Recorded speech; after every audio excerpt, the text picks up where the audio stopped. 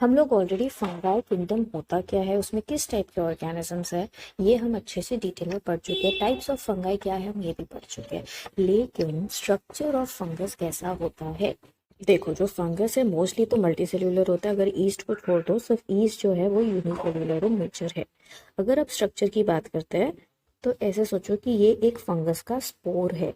अब क्या होगा, जब इसको पानी मिलेगा, मॉइस्चर मिलेगा, फेवरेबल इन्वायरमेंट मिलेगा, तो इस स्पोर से एक एक्सटेंशन निकल के बाहर आएगा जिसको हम कहेंगे हाइफे। तो फंगाई क्या बोलता है, hi fi hi fi. Fungi बोलता है हाई फाई हाइफे।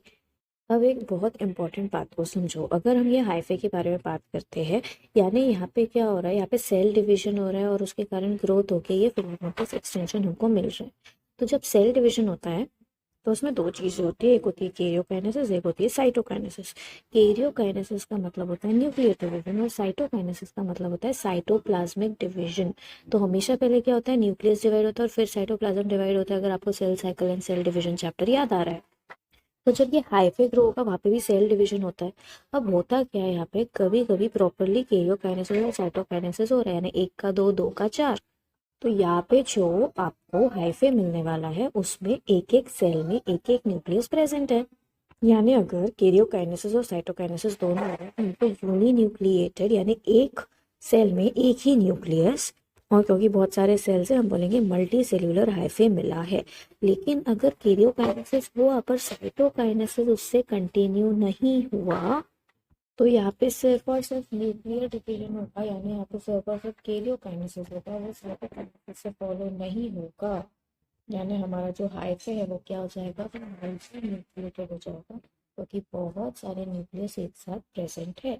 लेकिन ये यूनिसेल्यूलर ही रहेगा, क्योंकि ओवरऑल जो ये पूरा हाइफे वो सिंगल सेल है। तो ये तो बात थी सिर्फ हाइफे की। अब अगर अच्छा नरिशमेंट मिल रहा है तो ये हाइफे क्या करेगा, एक नेटवर्क बनाएगा, ग्रो करेगा। इस नेटवर्क को हम कहेंगे माइसेलियम।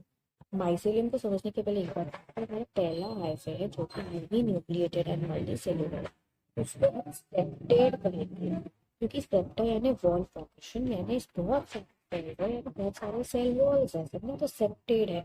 लेकिन जो नेक्स्ट वाला एग्जांपल है उसमें पूरा की पूरा सिंगल सेल ही है, और इसलिए हम उसको एसेप्टेड कहेंगे। तो पहले जब हम माइसेलियम भी बनाएंगे वो या तो सेप्टेड कहलाएगी या तो एसेप्टेड कहलाएगी।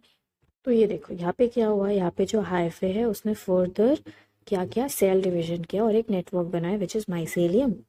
तो पहला जो माइसेलियम है वो कैसा है, वो सेप्टेड रहेगा, क्योंकि यहाँ पे क्या हुआ, karyokinesis followed by cytokinesis.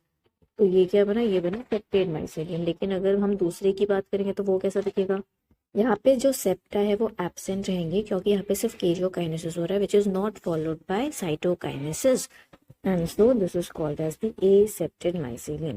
So with this I hope कि fungi फैलता कैसे है, वो अपना स्ट्रक्चर कैसे बनाता है, that is clear for you guys. So let's meet soon in the next session and we'll continue fungi.